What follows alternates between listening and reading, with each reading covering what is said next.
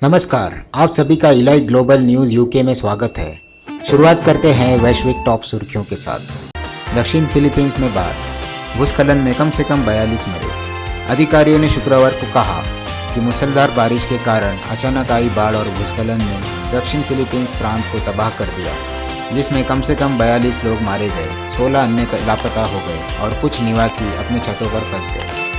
Royal navy ने Caribbean जल में $28 मिलियन मूल्य की कोकीन जब्त की। ब्रिटिश अधिकारियों ने शुक्रवार को घोषणा की कि उन्होंने कैरेबियन समुद्र में एक नाव से 400 किलोग्राम से अधिक कोकीन जब्त की। पूर्वी कंगो में नए सिरे से हुई झड़पों ने निवासियों को भगा दिया। अफ्रीका में स्थित पूर्वी कंगो में सरकारी सैनिक और M23 विद्रोहियों के बीच नए सिरे से हुई झड़पों ने शुक्रवार को अधिक लोगों को अपने घरों से बाहर निकलने के लिए मजबूर कर दिया, जिससे एक संकट गहरा गया, जिसके बारे में संयुक्त राष्ट्र का कहना है कि एक सप्ताह के समय में पहले ही 40,000 लोग विस्थापित हो चुके हैं। लेसोथो के व्यवसायी ने ली प्रधानमंत्री पद की शपथ। लेसोथो के व्यवसायी से नेता बने सैम माटेकेन ने शुक्रवार को दक्षिणी अफ्रीकाई देश के नए प्रधानमंत्री के रूप में शपथ ली। पुतिन विरोधियों के नेताओं की मेजबानी करेंगे आर्मेनिया और अजरबैजान। क्रेमलिन ने शुक्रवार को कहा कि रूसी राष्ट्रपति व्लादिमीर पुतिन दो पूर्व सोवियत पड़ोसियों के बीच लंबे समय से चल रहे संघर्ष को सुलझाने की मदद करने के लिए आर्मेनिया और अजरबैजान के नेताओं की मेजबानी करेंगे। मुद्रास्फीति का मुकाबला करने के लिए जापान कैबिनेट ने $200 बिलियन खर्चा करने की योजना को ठीक किया। यूक्रेन को बारूदी सुरंगों को नष्ट करने के लिए रिमोट नियंत्रित मशीन आर्मटेक 400 मिली।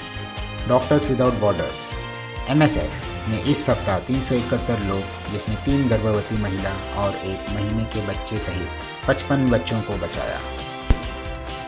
यूके के PM ऋषि सुनक ने फ्रांस के इमैनुअल मैक्रों से चैनल प्रवासियों के लिए मदद मांगी। ब्रिटेन के नए प्रधानमंत्री ऋषि सुनक ने पद ग्रहण करने के कुछ ही दिनों बाद शुक्रवार को फ्रांस के राष्ट्रपति इमैनुअल मैक्रों को पहला आधिकारिक फ़ोन किया।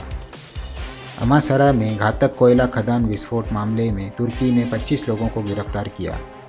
तुर्की पुलिस ने कथित तौर पर एक खदान विस्फोट में 25 लोगों को गिरफ्तार किया है, जिसमें इस महीने की शुरुआत में 41 लोग मारे गए थे। आतंकवाद के बढ़ते खतरे के कारण अमेरिका ने दूतावास कर्मचारियों के परिवारों को नाइजीरिया छोड़ने का आदेश दिया। विदेश विभाग ने नाइजीरिया के अबुजा में गैर आपातकालीन अमेरिकी दूतावास के कर्मचारियों और उनके परिवारों के सदस्यों को वहां आतंकवादी हमलों के बढ़ते जोखिम के कारण देश छोड़ने का आदेश दिया। केन्याई पुलिस ने 2017 की कार्रवाई में मानवता के खिलाफ अपराधों का आरोप लगाया।